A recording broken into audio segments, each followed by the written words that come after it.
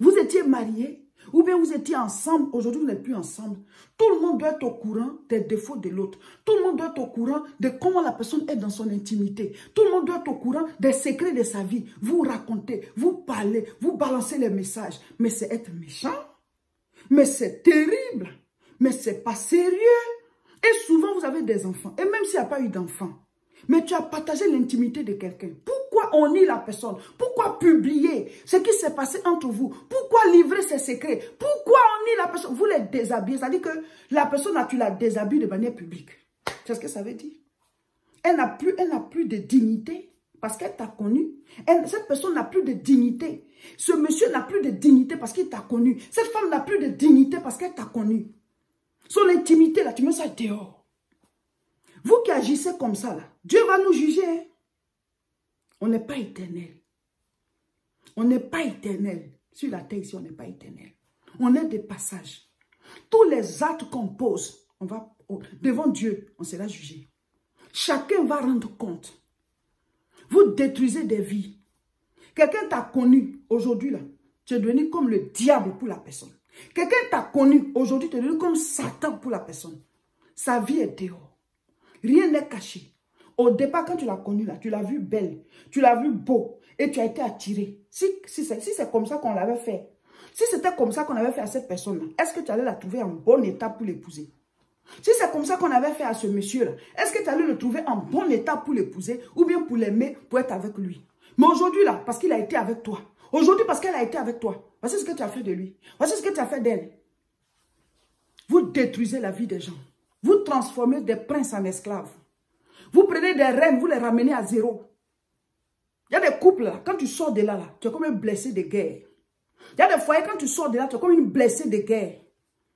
À cause de ce que la personne t'a fait. Vous détruisez les vies, vous brisez l'amour propre des gens. Quelqu'un a été avec toi dans l'intimité. Tu divulgues. Tu divulgues. Vous êtes quoi? Quand monsieur et madame, vous avez partagé une intimité, et aujourd'hui, il y a des conflits entre vous. Et un parmi vous, ou bien vous deux, chacun raconte. Oui, voici comment il est, voici comment elle est, voici, les messages, même vous les balancez, vous montrez aux gens. Mais c'est être insensé. Excusez-moi, hein, mais c'est être insensé. Quelqu'un dont tu as partagé l'intimité, et aujourd'hui tu divulgues, tu racontes, tu honnis la personne. Ça dit que la personne n'est rien en fait. Tu la détruis. Tu la blesses dans son amour propre.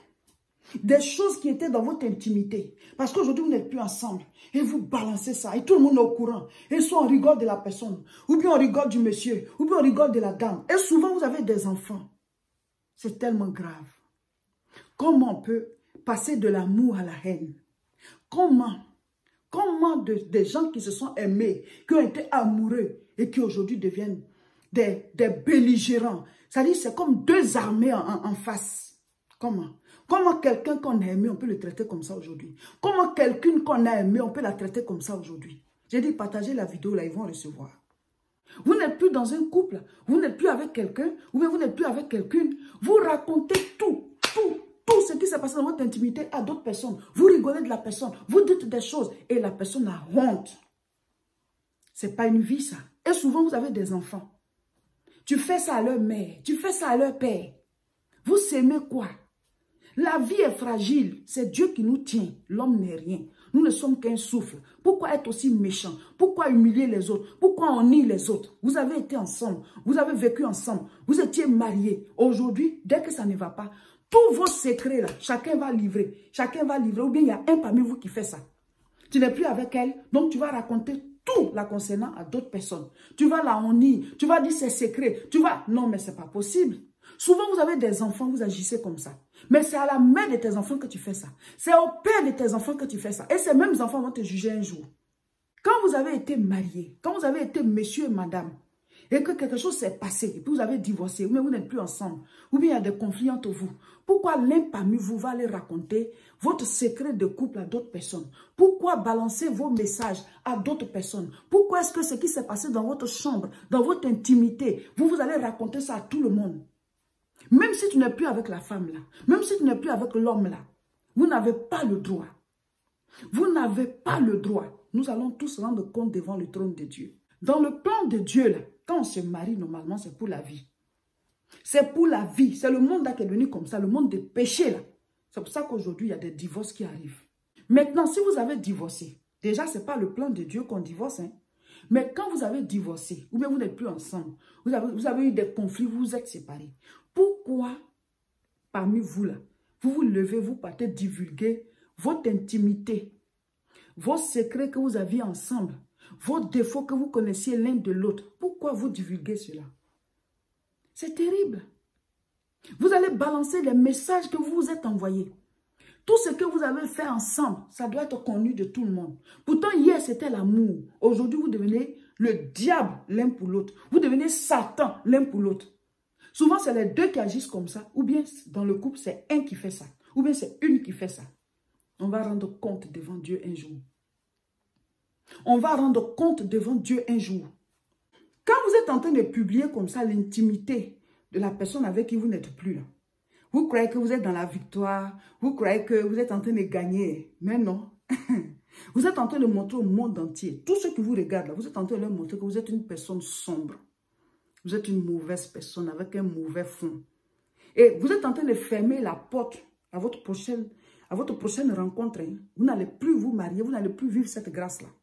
Vous n'allez plus vivre cette grâce parce que tout ce que vous allez rencontrer là, les nouvelles vont vite. Hein. Les gens vont se dire, fais attention à celle-là, fais attention à celui-là. Aujourd'hui, vous êtes amoureux comme ça. Mais demain, elle va te livrer. Demain, tout va sortir. Et même si on ne dit pas ça à la personne, mais ce que vous avez sémé là, vous allez récolter. Il y a des gens qui étaient dans des foyers paisibles. Mais eux-mêmes là, ils ont agi en insensé. Ils sont sortis. Mais le foyer paisible là, tu ne vas plus l'avoir. C'est pas parce que quelqu'un te maudit. Hein. Mais ce sont les fruits de tes œuvres. Ce que tu as fait là, ça te poursuit. Donc tu rentres dans un autre foyer, tu rentres dans un autre couple, tu es troublé en permanence, tu as des problèmes, tu ne comprends pas. Même si la personne était bien, puis tu es rentré là, à cause de toi, elle change. C'est comme un esprit qui rentre en elle. Donc il y a des gens là, à cause de ce qu'ils ont fait, à cause de mauvaises choses, quand ils arrivent quelque part, les démons rentrent autour là, pour pouvoir créer des problèmes. Ils savent pas dire, mais pourquoi ça m'arrive? Pourquoi ceci m'arrive? Tu as fait des choses. Vous avez blessé des cœurs, vous avez détruit des vies, vous avez humilié des gens. C'est tellement humiliant d'apprendre que l'intimité que tu as eue avec quelqu'un, la personne a divulgué. C'est tellement humiliant. Ça rabaisse, ça brise l'amour propre. C'est-à-dire cette blessure, on ne sait pas comment l'expliquer, quoi. Mais vous infligez ça aux gens. Vous infligez ça aux gens. Vous leur montrez que je ne suis pas un être humain. Tu ne veux même pas avoir de relations intimes avec moi. Vous vous mariez, vous sortez de vos couples. Et après, vous partez raconter tout ce qui s'est passé dans votre couple à d'autres personnes. Et on rigole de votre mari, on rigole de votre femme. Merci à vous. Demain, nous tous, on va rendre compte devant Dieu. Quand les gens m'écrivent et puis m'expliquent leurs problèmes là, ils sont tellement blessés qu'ils me transmettent leur souffrance là. Ça veut dire que quand je parle comme ça, c'est comme si c'est la personne qui est en train de parler. Ça fait mal. Servant de Dieu, voilà. Voici ce que mon mari, on a partagé l'intimité. Aujourd'hui là, voici ce qu'il raconte sur moi. Quand je passe comme ça, là, les gens rigolent. J'entends des choses. Voici ma femme, j'ai été avec elle. Aujourd'hui, là, elle raconte des choses. Parce qu'on n'est plus ensemble. Le foyer, là, normalement, c'est pour la vie. Je vous le rappelle, le foyer, là, c'est pour la vie. Dieu nous met ensemble pour la vie. Donc, déjà, le fait que le couple soit détruit, là, déjà, ça ne va pas devant Dieu. Et encore, allez raconter. Vous racontez. Donc, il n'y a plus d'espoir que vous vous remettez ensemble. Hein. Il y a des couples qui se sont séparés, mais après, ils se sont remis ensemble. Mais quand vous vous mettez à raconter des choses sur la personne, donc, il n'y a plus d'espoir de retour. C'est ce que vous êtes en train de dire. Et qu'est-ce qui vous dit que vous allez trouver mieux que cette personne? On est des êtres humains. On est des humains. Arrêtez de raconter ce qui s'est passé entre vous et quelqu'un. Arrêtez de raconter ce qui s'est passé entre vous et votre mari, ce qui s'est passé entre vous et votre conjoint. Pendant des années, vous avez vécu ensemble et après, vous divulguez ça aux gens. Après, vous racontez ça aux gens, vous racontez et on se moque de la personne, elle est ridicule, on raconte ça dans sa belle famille. Quand elle vient même là, elle est obligée d'être gauche parce qu'elle sait qu'on a dit des choses sur elle. Souvent aussi, certains, c'est pas à tout le monde ils racontaient. Mais quand ils ont été mariés, ils sont dans un autre foyer. Tout ce qui concerne leur femme ou bien leur mari, là, tout ça, on raconte ça au nouveau. Et vous avez eu des enfants. Donc, quand le monsieur il voit l'autre là comme ça, là, il rigole. Mais toi qui es en train de rigoler, là, tu ne sais pas que toi aussi, on va raconter pour toi après. Parce que le chien ne change pas sa manière de s'asseoir. Voilà.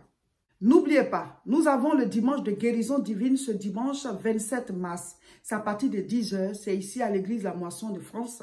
L'adresse est 48 rue Saint-Omer, 59 200 Tourcoing. Il y a maintenant une navette entre le métro et l'église. Le métro, la station, c'est Tourcoing-Gare. Voilà. Le premier tour, c'est 9h35. Le deuxième, 9h50. Le culte, c'est à partir de 10 h.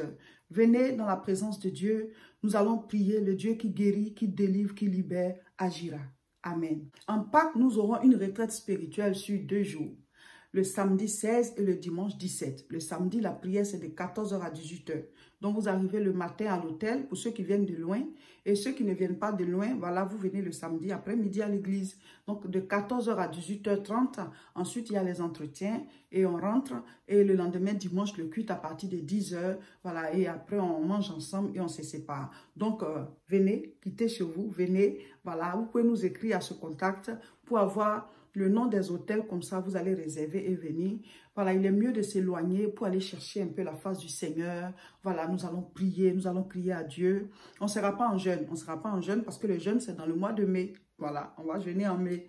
21 jours de jeûne et prière. On va vous donner toutes les informations. Donc, on ne gênera pas, mais on va prier, on va prier, on va prier, on va lire la parole. On va faire vraiment un temps de combat spirituel. Ça sera puissant. Amen, amen, amen. Donc, tous à la retraite spirituelle ici à Tourcoing. Écrivez-nous, vous prenez vos informations, vous réservez votre chambre d'hôtel et vous venez. Voilà, ça fait une sortie spirituelle. Venez dans la présence de Dieu à cette retraite spirituelle. Pour ceux qui ne peuvent pas venir le samedi, vous pouvez venir dimanche matin. Voilà, c'est le culte de la Pâque. En même temps, dimanche de guérison divine du mois d'avril. Donc, vous venez participer au culte, ça sera puissant. La prochaine croisade de prière à Aubervilliers, ce sera le samedi 9 avril. On n'a pas besoin de s'inscrire. Voilà, on n'a pas besoin de s'inscrire. Et cette fois-ci, ça va commencer à 14 h 30 et on va aller jusqu'à 18 h 30. Donc, ce n'est pas en 2 séances, c'est en une seule séance. Voilà, les mêmes personnes restent et nous allons prier pendant des heures, écouter la parole de Dieu, ce sera fort. Donc, le samedi 9 avril, tous à Aubervilliers. Donc, pour cette croisade, on ne va pas faire d'inscription. L'entrée est libre. Venez. On commence à 14 h 30. On va aller jusqu'à 18 h 30. Ça sera fort, ça sera puissant. Ce n'est pas en 2 séances. C'est le même groupe qui reste. Donc, venez le samedi 9 avril, tous à Aubervilliers, pour la grande croisade de prière. Voilà. Nous préparons une grande rencontre spirituelle. La CIMA, la conférence internationale de la moisson abondante. Ce sera un moment prophétique, un moment de rencontre avec le Saint-Esprit. Un moment de percée, un moment de brisement de liens, un moment où des jougs vont quitter des vies. Vous savez, à chaque rencontre, son onction. À chaque rencontre, son onction. Dis-toi, la CIMA, j'y serai. Le samedi 11 juin à 14 h 30, on doit tous être installés et nous allons prier. Nous allons prier, ce sera prophétique. Le Saint-Esprit nous a déjà promis des choses qu'il va faire dans la vie des gens. Et à partir de là, des portes vont s'ouvrir et vous rendrez témoignage pour dire que c'est à partir de la CIMA, telle ou telle chose s'est décantée dans ma vie. Donc dès maintenant, dites-vous, il faut que je sois à cette conférence. Vous savez, les grandes rencontres spirituelles, ça a de l'impact dans la vie des gens. Venez, dites-vous que je dois être à la CIMA, organisez-vous si vous êtes en Europe ici. En tout cas, vous tous qui êtes ici en France, déjà, vous devez être dans la salle. Et ceux qui nous suivent d'ailleurs, vous pouvez vous organiser dès maintenant pour venir à la CIMA. C'est à l'espace Chevreul à Nanterre. Vous pouvez écrire sur Google espace Chevreul Nanterre. Et si vous êtes loin, louez votre chambre d'hôtel dans les environs pour participer à la conférence de la CIMA. Mes frères, mes soeurs, quand il y a de grandes rencontres spirituelles comme ça, il y a une onction qui va avec que le Seigneur déverse. Et cette onction-là, peut-être que ce jour-là, il y a des choses que depuis longtemps tu transportais qui peuvent être brisées. Et il y a des portes qui depuis longtemps étaient fermées qui peuvent s'ouvrir. Parce qu'à chaque rencontre, il y a une onction qui va avec. Donc, c'est un moment prophétique. Nous allons entrer dans des percées spirituelles. On veut bâtir, on veut se libérer de certains liens, on veut jeter certains manteaux. Mon frère, ma soeur, dis-toi, je dois être à cette rencontre spirituelle, la CIMA, le samedi 11 juin à partir de 14 h 30. Mais déjà à 14 h, vous pouvez être installé. Hein, voilà. À 14 h 30, on commence. Mais déjà avant ça, il faut s'installer, il faut être dans la salle, il faut être à sa place. Amen. Ça sera fort, ça sera puissant. CIMA 2022, n'y rate pas.